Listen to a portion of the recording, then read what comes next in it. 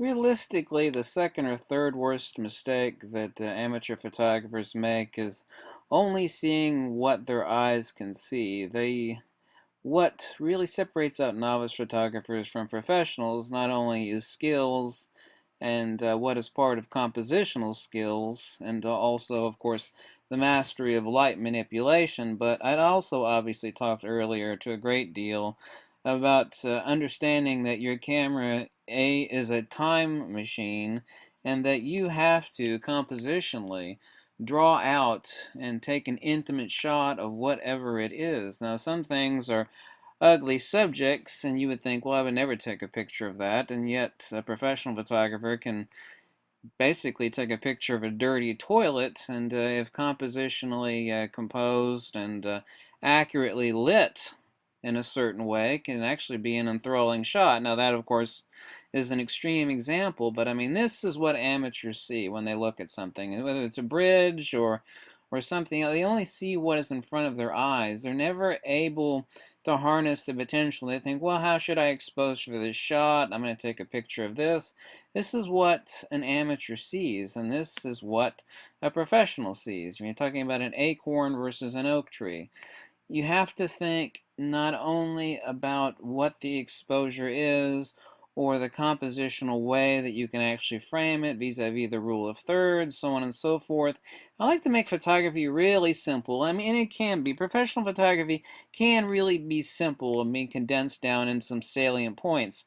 As I've made videos before about intimacy, about what is really lacking and why your pictures stink and what separates, like what is missing, I took a picture of the same thing this guy took, Here's my picture of this subject, and here's the other picture. And what did he do differently? What did he or she do differently? And it's that eye. It is that ability to understand that your camera is not only a methodology for composing and properly illuminating a subject, but seeing what it is and extracting the intimate nature of what it is. I mean, I've already made several videos priorly about intimacy, and that is part of seeing and separating out potentiality versus actuality. Obviously, an acorn isn't an oak tree, but just as a true artist stares at a blank canvas, I mean, there is nothing there. I mean, there's even less than an acorn there. I mean, you're talking about a blank piece of canvas. What must be created? I mean, what is the logos within your own mind that you're able to see that canvas and able to extract and extrapolate what it is potentially able to bring to you? What is actual is not potential, and what is potential is not yet actualized. I mean, it's really that simple. And when I lived in San Francisco, I mean, I used to all the time see pictures of San Francisco, of the Golden Gate Bridge. I was about to say Bay Bridge because I drove across the Bay Bridge every day, but the Golden Gate Bridge. I mean, it's just they all look the same. They're all variations on the same thing. It's the exposure is accurate, and it's what the person saw, and they waited till the nice evening glow. Well, actually, this is the sunrise glow. The left side of this picture would be the sunset. So this is a nice sunrise set as it's coming over over the island to Treasure Island, and then of course over the rock. But what does a professional do that an amateur doesn't do? It's like, well, there's special times, there's special events, there's special light exposures that I can take something. Obviously, I can never take 1,000 speed lights and illuminate the Golden Gate Bridge, but what is it that I can see in there potentially? Oh, there's an event on the 4th of July. If I actually expose this way, I can extract enormous actuality out of what is just sheer potential. This is your typical, this is at best, it's like, well, you really took a really great picture of the Golden Gate Bridge, and you extrapolated a little bit of potential out of it.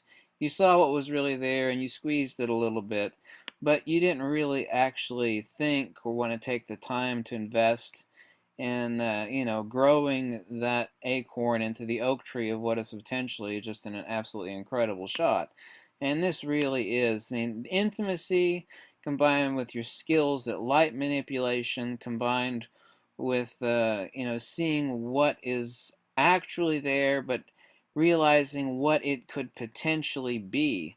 I mean, it's the same thing. What separates out, obviously, it's makeup is part of that as well, but I mean, that's also about extrapolating out what something potentially can be, what versus what you actually see with your eyes. Of course, this is just a boring, pathetic paparazzi shot, and well, this is slightly edited in Photoshop. Of course, someone's adjusted contrast, and they've smoothed the skin tones out. There are little facial flaws. I mean, the lighting is gorgeous. I mean, it's a beautiful portrait shot. It certainly could have been done better. But I mean, it's gorgeous. I mean, this is, nobody's paying for paparazzi shots because they're aesthetically beautiful. They just want to know where someone is and what they're doing. It's documentarian. It's documentary work. It's like, well, here she was doing this or doing that. No one's expecting beautiful extrapolation of potential out of what is actually there. I mean, it's just the most mundane things imaginable. I mean, I used to take pictures of these all the time. It's like, well, that's a gorgeous shot of a triple soap bubble, and that's all someone may see. And they're like, well, what else am I going to do? I took a perfectly exposed shot of a soap bubble. Well, here's a real photographer that's thinking outside of the box, just like a painter with his blank canvas is using his mind or her mind to think, well, we got a reflective surface. What if I stand with the light at my back and it's reflecting off the bubble and I catch it a certain way, and therefore I'm able to use the spherical nature of the soap bubble to create a fisheye effect, and I'll just have the perfect exquisite shot. It may take me 30 tries to get it right, but I am going to squeeze this orange for all it's got, and I'm going to make a award-winning picture, and let's see anybody else trounce that. I mean, once again, it's back to this whole acorn versus oak tree. Here's another example. Someone stuck their camera on continuous high, and they're like, they brought their finger up right just at the right time. They stuck their camera on continuous high. They shot maybe 10 shots. Like, no, I can extract potential out of this. I'm going to catch a free shot of a breaking bubble, and it's going to be gorgeous and something that nobody ever sees because it happens so quickly.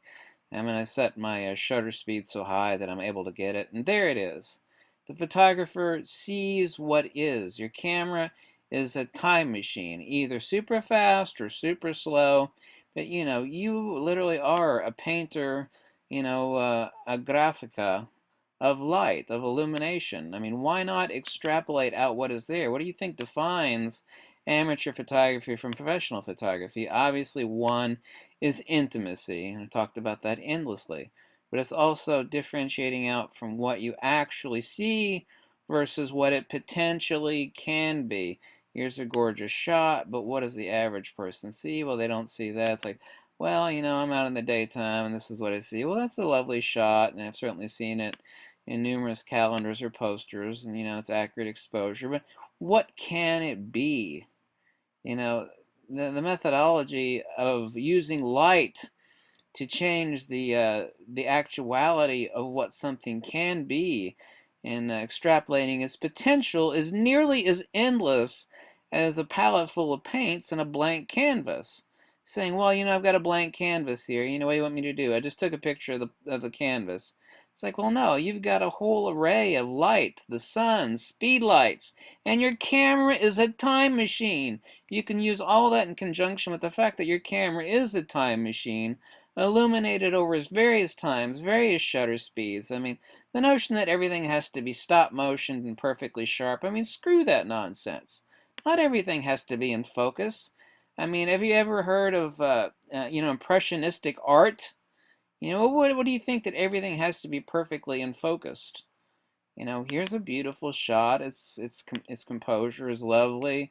I think they use a polarizing filter. I love sunflower shots because it's a hypertrochoid pattern, and I have to talk about that in my magnetism book about the hypertrochoids in nature. But let's see what it.